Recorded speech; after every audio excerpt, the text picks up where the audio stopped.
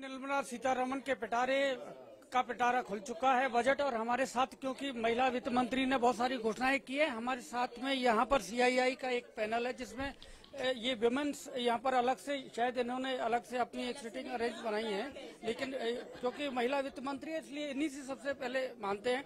आप काफी जो तकनीकी पक्ष है उनको जानती हैं, समझती हैं बजट में, तो क्या हाईलाइट्स हैं इस बजट के?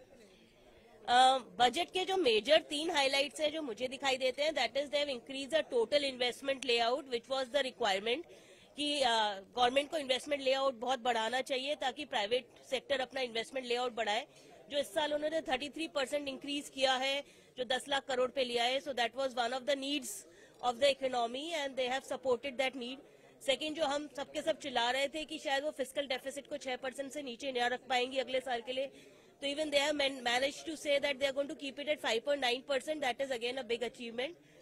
And third, जो basically जो मेरा नजरिया जो आता है कि even when they were talking about the 7 points on which they have concentrated, the major concentration is for the upliftment from the rural sector. They are talking more at the level of blocks, panchayats, districts and then urban. तो जो ये last year भी इन्होंने जो 50 years का interest free bonds जो loans state governments को offer किया था, जो इन्होंने इस साल बढ़ाया है, उसमें इन्होंने स्पेसिफिकली उनको ये भी बोला है कि जो स्टेट्स की स्कीम्स है उसके अलावा भी स्टेट लेवल के ऊपर उन लोगों को पुलिस के अंदर, दैट इज द सिक्योरिटी, उनको urban development for the sewerages and for the local tourism development के लिए जो यूनिटी हॉल बनाना है वो, इसके अलावा जो इन्होंने बोला कि सेल्फ हेल्प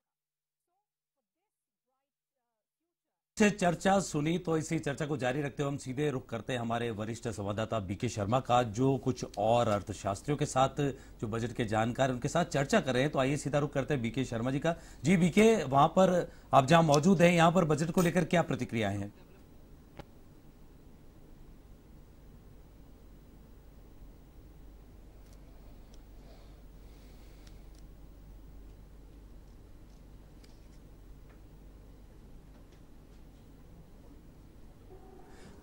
जी बीके, अगर आप मेरी आवाज सुन पा रहे हैं तो आप जहां पर मौजूद हैं, तो उन जानकारों से जो बजट के बारे में अर्थशास्त्री हैं उनसे आप पूछकर बताएं कि क्या उनकी अपेक्षाओं पर खरा उतरा बजट, या कुछ कम था या ज्यादा था, क्या था?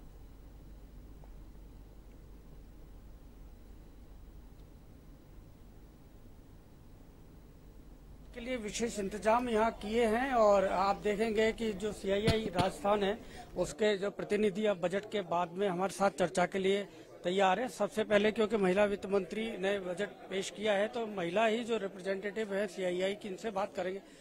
कैसा उम्मीदों पे क्या ये बजट खरा उतर पाया? जी बिल्कुल, बजट बहुत अच्छा रहा है और हमारी चेहरे की स्माइल देख के आपको लग भी रहा होगा अगला साल हमारा बहुत अच्छा जाएगा। And this is a young India budget. अगर हम इस चीज को पूरी डेप्थ में सोचें तो ये startups, digitalization, rural development, exports, agri, millets, इन सब चीजों के बारे में जो बात कर रहे हैं ये बहुत ही अच्छा है। एंड आउट ऑफ 10 में से हम 10 नंबर्स ही देंगे। ये बहुत अच्छा बजट है। 10 में से 10 नंबर दिया है। यंग एंटरप्रेन्योर्स हमारे साथ हैं, इनसे बात करेंगे और इन यंग इंडियंस के शायद सदस्य हैं। आप बताइए क्या युवाओं के लिए कैसा रहा है ये बजट?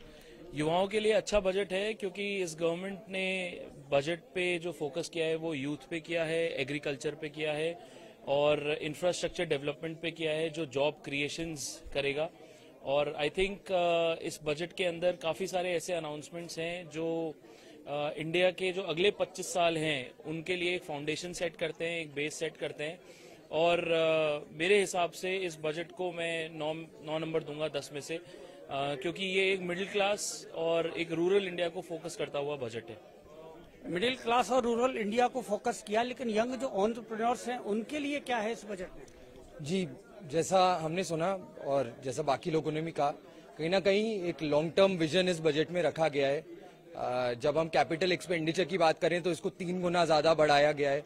अगर यंग एंटरप्रेन्योर्स की भी बात करें तो स्टार्टअप के लिए भी जो बेनिफिट्स हैं उसको 1 साल और बढ़ाया गया है। तो ओवरऑल बहुत अच्छा एक बजट है। कहीं ना कहीं जो 2047 जब भारत 100 साल अपनी इंडिपेंडेंस के कंप्लीट करेगा और जो $35 ट्रिलियन इकोनॉमी का एक जो सपना है, मुझे लगता है कहीं ना कहीं उसी दिशा में इसको लेके जा रहे हैं। Thank you. जो सपना है उसी को आगे लेकर जा रहे हैं। आप बताइए कैसा रहा ये बजट? ओवरऑल इस बजट में काफी होलिस्टिक अप्रोच है। Let's say starts with skill upgradation, employ upgradation, human resource development में काफी पुश किया गवर्नमेंट है, which is the right direction if the country has to grow. But of course there are some points where technology disruption है industry में। Let's say when the government is pushing for green hydrogen या green growth, green cars, green mobility, तो उस direction में disruption major है and government is at least clear कि हमें उस direction में green direction में काम, finance ministry, the petroleum ministry, the small scale, medium scale industry, so between the ministries ये coordination बढ़िया रहे in the next 10 years and so ये phase wise जो transition है into green mobility इसको देखना जरूरी रहेगा because it will be essential for the job market in India, for the small businesses in India, for the startups in India. तो इसके लिए ये होलिस्टिक अप्रोच होना जरूरी है। तो ये एक होलिस्टिक अप्रोच होना चाहिए, सरकार और इंडस्ट्री के बीच में समन्वय भी होना चाहिए। आप बताइए कैसा रहेगा? ओवरऑल बहुत पॉजिटिव्स हैं। एज हम देख रहे हैं वर्ल्ड वाइड देयर आर ले ऑफ्स हैपनिंग एंड सब यही कह रहे हैं कि India is the bright spot. I think ये बजट उसको रिफ्लेक्ट करता है। कहीं ना कहीं वी हैव दैट कैपेबिलिटी कि इस बजट के थ्रू अपॉर्चुनिटीज इतनी आ रही हैं। लाइक फॉर एग्जांपल एमएसएमई हमेशा से हमारी बैकबोन रही है एंड उसको काफी अच्छा पुश दिया गया है in terms of credit line and other incentives as well. So overall, very positive, and it's up to the industry now to take it forward. तो यहाँ पर जो इंडस्ट्री है उसके रिप्रेजेंटेटिव है सीआईआई के, ये आपने सारा बजट बड़े ध्यान से देखा है और मुझे लगा है बहुत सारे नोट्स आपने तैयार किए हैं इस बजट पर। क्या कहेंगे इस बजट को? मुझे तो एक्चुअली काफी अच्छा बजट लगा है ये। इम्प्लीमेंट अच्छा हो जाए तो बहुत अच्छी बात है। तो भारत बहुत जल्दी से प्रगति की राह पर चलेगा। मुझे इसमें 4-5 चीजें काफी अच्छी लगी। एक तो रूरल इंडिया को इन्होंने बहुत अहमियत दी है, सब ग्रुप्स बनाए हैं। इसमें औरतों को तो विशेष ध्यान नहीं दिया है, लेकिन शायद एग्रीकल्चर, रूरल इंडिया, इन सब में औरतों का ऑलरेडी काफी योगदान रहता है। स्वच्छ भारत और गैस देने के चक्कर में लेडीज की लाइफ थोड़ी इम्प्रूव होती है, बट उन्होंने उनको एक स्किल करने के लिए भी यूथ को मेडिकल सेक्टर में जो एलाइड सर्विसेज हैं, अस्पताल तो खुल जाते हैं लेकिन नर्सिंग स्टाफ है, एलाइड सर्विसेज हैं, वो सब एनकरेज करने के लिए इन्होंने काफी अच्छी स्कीम्स बनाई हैं। तो इंडिया स्किल होगा। एक मुझे इनका जो ग्रीन एफर्ट है वो बहुत ही अच्छा लग रहा है। एक जो इनकी पॉलिसी है कि मोबाइल और इन सब के पार्ट्स पे ये कस्टम ड्यूटी कम करेंगे, तो उससे डेफिनेटली डिजिटल इंडिया काफी आगे जाएगा, मैन्युफैक्चरिंग में भी आगे जाएगा। और बाकी इन्होंने औरतों पे विशेष ध्यान नहीं दिया है, but I think we are 50% of the population, तो जो पूरे पॉपुलेशन के लिए अच्छा है वो औरतों के लिए भी अच्छा होगा। औरतों के लिए अलग से प्रावधान नहीं है जो महिला वित्त मंत्री से उम्मीद थी, लेकिन इसमें ओवरऑल प्रोग्रेसिव एक बजट आपने कहना। राजीव जी, आप इतने बड़े ट्रेड से जुड़े हुए हैं, खासतौर से राजस्थान और जयपुर की पहचान है रत्न व्यवसाय, तो उसके लिए क्या मिला इस बजट में?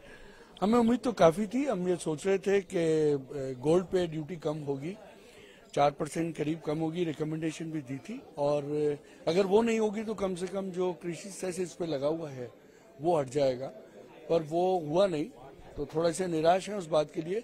लेकिन एक चीज अच्छी है जो आज वित्त मंत्री जी ने कही कि लैब ग्रोन डायमंड पे उनका फोकस है और उसके जो सीड्स हैं उस पर वो ड्यूटी उन्होंने कम करी है।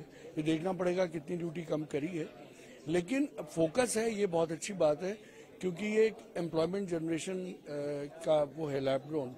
अदरवाइज जो नेचुरल डायमंड आता है वो हमें विदेशों से इम्पोर्ट करना पड़ता है इसका रॉ मटीरियल, और यहाँ पे लैब ग्रोन में अगर हमको सहूलियत मिलती है किसी भी तरह से तो वो इंडिजीनियस है, क्योंकि इसकी जो रॉ मटेरियल है वो भी इंडिया की लैब्स में बन रहा है।